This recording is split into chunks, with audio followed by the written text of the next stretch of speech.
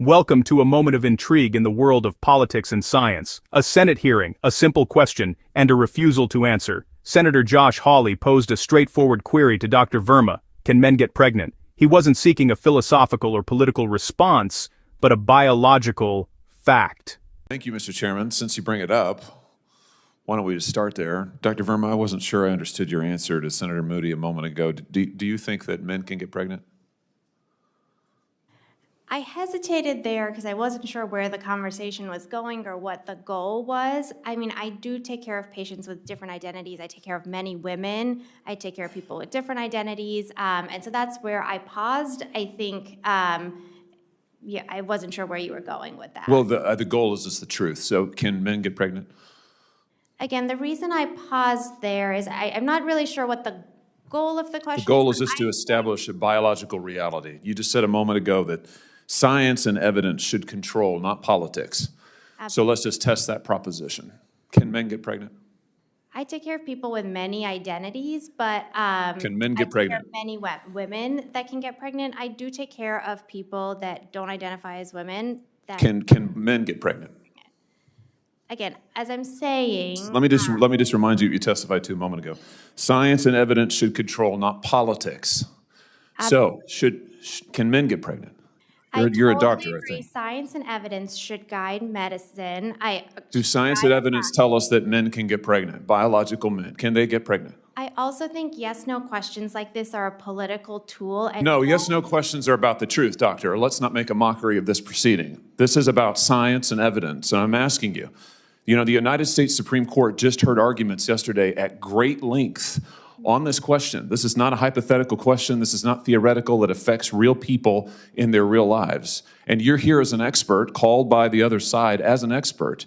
And you've been telling us that you follow, right, you're a doctor, and you follow the science and the evidence. So I just want to know, based on the science, can men get pregnant? That's a yes or no question. It really is, I think.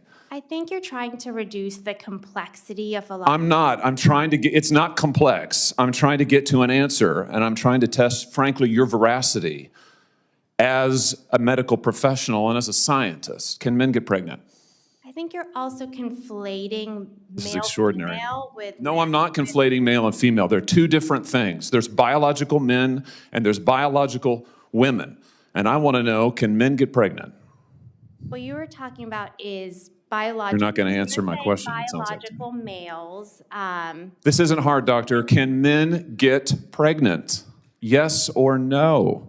Again, I would be more than happy to have a conversation with you that is not coming from a place of trying to be polarized and push... I'm not trying to be polarizing. I'm trying to ask, I think it is extraordinary that we are here in a hearing about science and about women.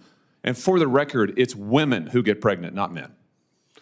We are here about the safety of women and science that shows that this abortion drug causes adverse health events in 11% of cases. That's 22 times greater than the FDA label, another fact you haven't acknowledged, and yet you won't even acknowledge the basic reality that biological men don't get pregnant. There's a difference between biological men and biological women. I don't know how we can take you seriously and your claims to be a person of science if you won't level with this on this basic issue. I thought we were past all of this, frankly. I can't believe we're still here talking about this.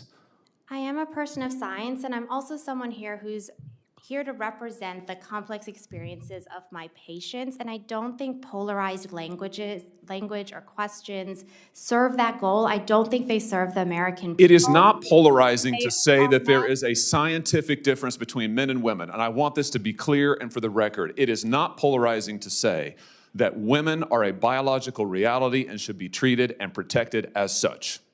That is not polarizing, that is truth. It is also, by the way, the United States Constitution, which offers unique protections to women in a variety of circumstances as women. And your refusal to recognize women as women and men as men is deeply corrosive to science, to public trust, and yes, to constitutional protections for women as women.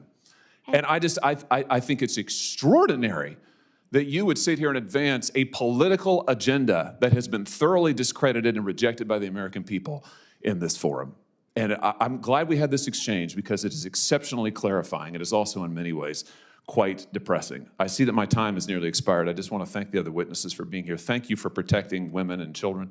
Thank you for your valiant efforts. Thank you for following the science. And thank you, Mr. Chairman, for this hearing.